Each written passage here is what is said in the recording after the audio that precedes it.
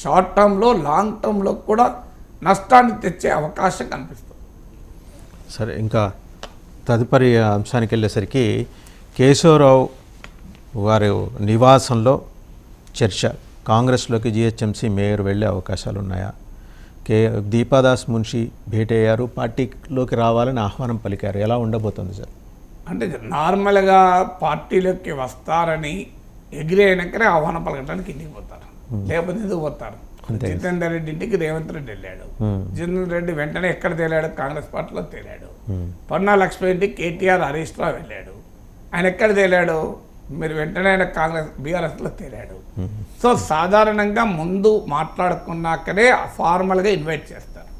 ముందు మాట్లాడకుండా ఫార్మల్గా ఇన్వైట్ చేయరు. మరి అందువల్ల బహుశా మరి ఏమైనా నిర్ణయం జరిగిందో తెలియదు. కేశవరావు కాంగ్రెస్ కొత్త కాదు కదా కేశవరావు, కానీ కాంగ్రెస్ వర్కింగ్ కమిటీ సభ్యుడు ఉండే. సో కాంగ్రెస్ పార్టీలో పిసిసి అధ్యక్షుడిగా ఉమ్మడి రాష్ట్రంలో పనిచేశాడు. సిడబ్ల్యూసి మెంబర్ ఉండే. అందువల్ల కాంగ్రెస్లో ఉన్న అగ్రనేతలందరికీ కూడా కేశవరావు తెలుసు కదా. So Keshava Rao is not a newcomer to Congress.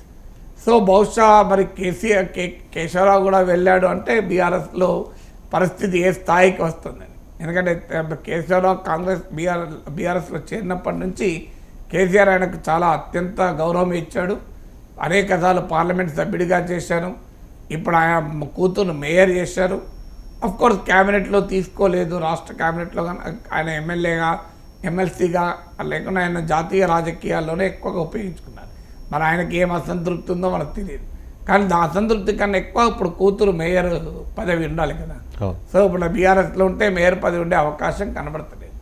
అందువల్ల ఇవన్నీ కూడా రాజకీయాల్లో ఎవరో అతీతం కాదు అన్న దశకు వచ్చింది. మీరు ఇప్పుడు కేసీఆర్ మళ్ళీ ఇక్కడ కూడా సేమ్, కేసీఆర్ ఏ పని చేశాడో రేవంత్ అదే పని చేస్తున్నాడు. ఎందుకంటే కేసీఆర్కు నీవు చెప్పిన విద్యే నీరదాక్ష.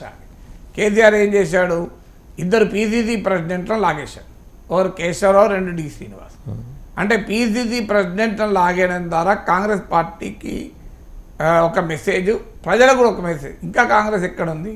ఆ పార్టీ రాష్ట్ర అధ్యక్షుడే మా పార్టీలో అయ్యాక అనేటువంటి ఒక చావు దెబ్బ తీయాలి అనేది లక్ష్యం. అందులో భాగంగానే పీసీసీ అధ్యక్షులు తీసుకున్నాడు. అఫ్కోర్స్ డి శ్రీనివాస్ తర్వాత కాలంలో నిజామాబాద్ బీఆర్ఎస్ నేతలకు డి శ్రీనివాస్ గ్యాప్ రావడము, కవితతో సహా బీఆర్ఎస్ నేతలంతా డి శ్రీనివాస్కు వ్యతిరేకంగా కంప్లైంట్ చేయడం, డి శ్రీనివాస్ పక్కకు పెట్టడం, ఇవన్నీ జరిగాయి. సో అందువల్ల కాంగ్రెస్ పార్టీ రాష్ట్రంలో అగ్రనేతలకు గురిపెట్టి తీసుకోవడం ద్వారా ఇప్పుడు తెలుగుదేశం పార్టీ వర్కింగ్ ప్రెసిడెంట్ ఆయన ఎల్ రమణ, తెలుగుదేశం పార్టీ వాళ్ళందరినీ లాగేశారు.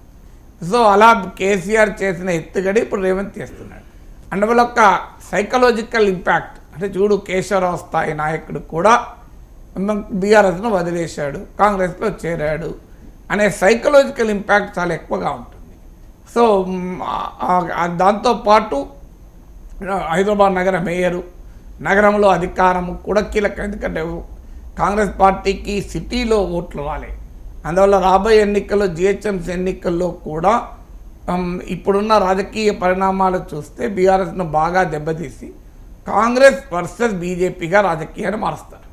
సో బీజేపీ ఎలాగ ఉంటుంది? ఎందుకంటే బీజేపీ జిహెచ్ఎంసీలో బలమైన సీట్లు ఉన్నాయి కనుక ఇప్పుడు కాంగ్రెస్ వర్సెస్ బీజేపీగా రాజకీయం మారే అవకాశం ఉంటుంది.